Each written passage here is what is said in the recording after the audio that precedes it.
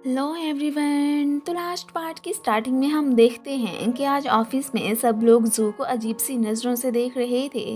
वो हैरान तो होता है कि इन्हें क्या हो गया। सी उसे दिखाता है कि सोशल मीडिया पे किसी ने उसकी डिजीज़ वाली न्यूज़ पोस्ट कर दी है। वो अभी इसे देखने ही आ जाती है। ये अब ची को सारे शेयर होल्डर्स को बुला के मीटिंग अरेंज करने को कहता है, पर वो तो आगे से उसे कहता है कि वो तो ऑलरेडी ही यहाँ पे आ चुके हैं। इवन के आज ग्रैंडपा भी इधर ही आए थे। जू हुआ को लेके फिर मीटिंग रूम में जाता है। अब अंकल और बाकी सबको तो जू जीफे को पॉइंट आउट करने का मौका ही मिल गया था कि ये तुम इस इलनेस की वजह से अब ये सब कैसे संभाल सकते हो। उसकी आगे से एक्सप्लेनेशन से भी किसी पे कोई भी फर्क नहीं पड़ रहा था। वो ये जानना चाहते थे कि वो न्यूज़ सच है या नहीं। अब पिरजी रहन की भी ये एंट्री हो जाती है। वो गुस्सा तो था कि ये हुआ को यहाँ पे क्यों लेके आया है, वो तो आउटसाइडर है। जब जू को पता चलता है कि इसने उसकी डिजीज एक्सपोज की है, तो उसके साथ साथ सभी सरप्राइज रह जाते हैं। उसका इरादा इस वक्त सिर्फ उसकी सीट हासिल करना ही था। वो तो अब सबके सामने उसे अपना ब्लड शो करवा के इसकी कंडीशन एक्सपोज कर देता है। सभी को अब यकीन हो चुका था कि वो वाली न्यूज़ सच है। ग्रैंडपा तो जीरैन की इस हरकत करने पे काफ़ी एंग्री थे। जू की ये कंडीशन जस्ट उसके लोनलीपन की वजह से ही हुई थी। अब तो हुआ उसकी लाइफ में आ चुकी थी, इसलिए फाइनली वो अपनी इस डिजीज से छुटकारा पा ही लेता है। बेहोश होने के बाद जब उसे होश आता है तब तो वो बिल्कुल नॉर्मल ही बिहेव करता है। ये देख के सभी सरप्राइज ही रह गए थे। जीरेन ऑफिस में जीफे के बारे में ही सोच रहा था कि कैसे वो स्कूल आते ही सीधा उसके ऑफिस चलाया करता था। तभी उसे हार्ड वर्क करते देख के इसने उसके काम में हाथ बटाने का सोचा था। अब ऊपर से ग्रैंडपा आ जाते हैं। ये तो उनके सामने ही हुआ कि बुराइयां करने लगता है कि वो तो जस्ट पैसों की खातिर ही इधर आई है और आप सारे मेरी फेवर करने की बजाय बस उसी की ही किए जा रहे हैं।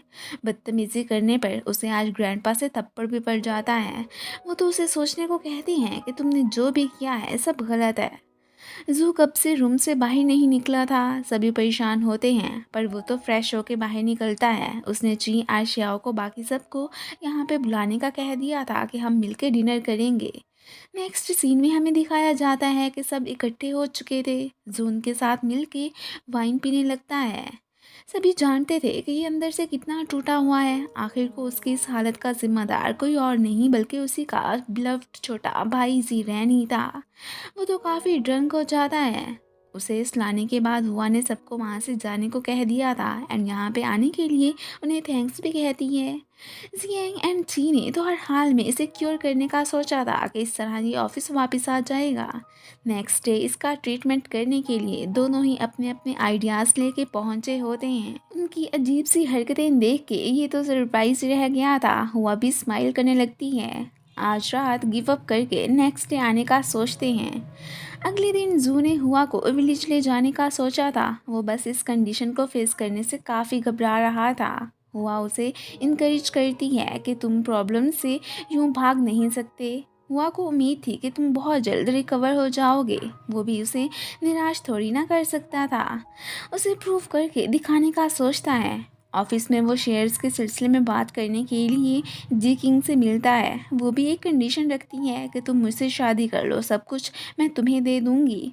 पर वो उसकी ये शर्त मानने से इनकार ही कर देता है। यहाँ से जाते हुए उसकी मुलाकात शैन से हो जाती है। वो उसे काफ़ी पॉइंट आउट करने लगा था। ये सब जो कि जी रैन भी कैमरे से देख रहा था। उसे शैन पे बहुत गुस्सा आता है। चाहे जो भी था वो किसी को अपने भाई को कुछ कहने नहीं दे सकता था, इसलिए उसे फिर ऑफिस बुला के आज तो वो फिर उसका खाता ही एकदम क्लियर कर देता है। शैन को तो इन दोनों भाइयों पे बहुत ही गुस्सा आने लगता है। जियांग और श्याओ इनकी प्लेस पे आए थे। अब अंकल आंट के डॉक्यूमेंट्स चुराने वाला काम वो तो फिर इसके ज़िम्मे ही लगा देते हैं और वो ऐसा करता भी है। नेक्स्ट डे तो जू अपने भाई का फाइनल सामना करने ही जा रहा था। उसे ऑफिस में देख के जीरैन सरप्राइज होता है। आज शेयर होल्डर से बात करके कोई फाइनल फैसला होना था। ग्रैंडपा भी आए होते हैं। अंकल आंट से तो उसने रात को बात कर ली थी। आखिर को वो एक फैमिली ही थे, उन्हें उम्मीद थी कि वो आज इन्हें बिल्कुल डिसअपॉइंट नहीं करेंगे। जू पे ट्रस्ट करना ही उनके लिए बेहतर था। जीरैन कॉन्फिडेंट था कि कोई भी उसका साथ नहीं देगा। जी को अपना गुस्सा था, वो तो जीरैन के हक में ही वोट देती है। जू तो सोच समझ के सबको अपने ट्रॉमा का बताने लगता है कि पेरेंट्स के एक्सीडेंट को देखने से ही मैं ऐसा हुआ। हुआ मेरे लॉनलीपन को ख़त्म करके मुझे क्योर कर पाई है। जीरैन को उस पर बिलीव नहीं आता कि ऐसा नहीं हो सकता। वो आज इससे बिल्कुल भी हार नहीं मानने वाला था। अब फिर से अपना वाउंड दिखाने लगता है तो जू आके उसे रोकता है कि तुम्हारा ऐसा करने से मुझे बहुत हर्ट होता है। अब की बार उसने खुद को ही जख्मी करके सबको प्रूव कर दिया था कि वो ठीक हो चुका है। सभी उसे ही प्रेसिडेंट एक्सेप्ट करते हैं। जीरैन तो अब गुस्सा करता हुआ जाने लगता है।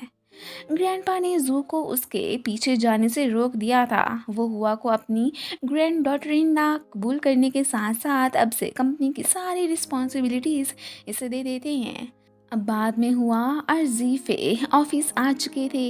इससे पहले कि ये दोनों यहाँ पे किस करते, ये चारों ऊपर से आके उन्हें वेलकम करते हैं और साथ में अब तो वो इन्हें बहुत जल्द शादी करने का भी कह देते हैं। इन्हें अब जीरैन की टेंशन तो हो रही होती है कि वो आखिर क्या कर रहा होगा। हुआ के मास्टर भी घर आ चुके थे। वो तो जू को अपना सन इन लॉ बनाने से पहले उसे एक टेस्ट पास करने को कहते हैं कि ये हमारी शी फैमिली का रूल है। फर्स्ट ऑफ ऑल इसका मैच वो टर्टल के साथ करवाते हैं कि तुम्हें इससे विन नहीं करना। बेचारा बड़ी मुश्किल से पेशेंस के साथ ही विन नहीं कर पाता। इसके बाद उसने हुआ को उठा के भागना था। वो तो अब ये फिर ईजिली कर लेता है। आखिर को वो अब काफ़ी स्ट्रॉन्ग जो हो चुका था। लास्ट पे इसने आइस को कवर करके हुआ को ढूंढना था। ये इसके लिए बहुत ही इम्पोर्टेंट टेस्ट था। बाकी एम्प्लॉयज़ को ग्रैंडपा ने इधर बुलवा लिया होता है, लेकिन ये तो हुआ के बजाय मास्टर को पकड़ लेता है। वो हुआ को अपने साथ फिर लेके चलने लगे थे, पर वो मना कर देती है। जू भी उसे नहीं जाने दे सकता था।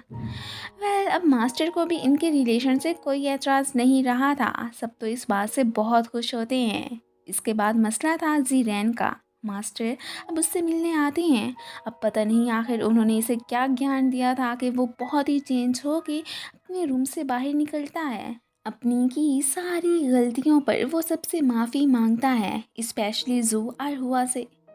मास्टर कल्टीवेशन के लिए उसे अपने साथ विलेज लेके जाने वाले थे।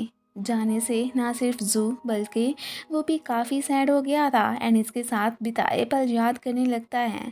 बाद में हुआ और जू दोनों ही काफ़ी खुश लग रहे थे कि फाइनली उन्हें मैरिज सर्टिफिकेट मिलने वाला है।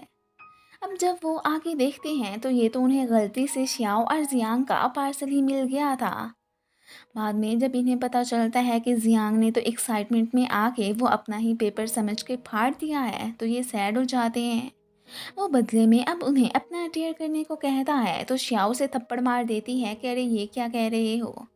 जू तो अब इसे मिला के खुद ही कॉन्ट्रैक्ट मैरिज राइट करने लगता है। ये देख के तो हुआ का मूड अच्छा हो गया था। उसे तो अब पहले वाला चले जाने से कोई भी दुख नहीं था। जू और वो दोनों एकदम परफेक्ट कपल ही लग रहे होते हैं। बाद में जू तो जीरैन को बहुत ही मिस करता है कि कैसे वो अब एक दूसरे से अलग हो गए हैं। हुआ फिर उसे तसल्ली देने लगती है। अब फिर हमें 3 साल बाद का सीन दिखाया जाता है, जहाँ पे जीरैन तो विलेज में एकदम सेटल ही हो चुका था।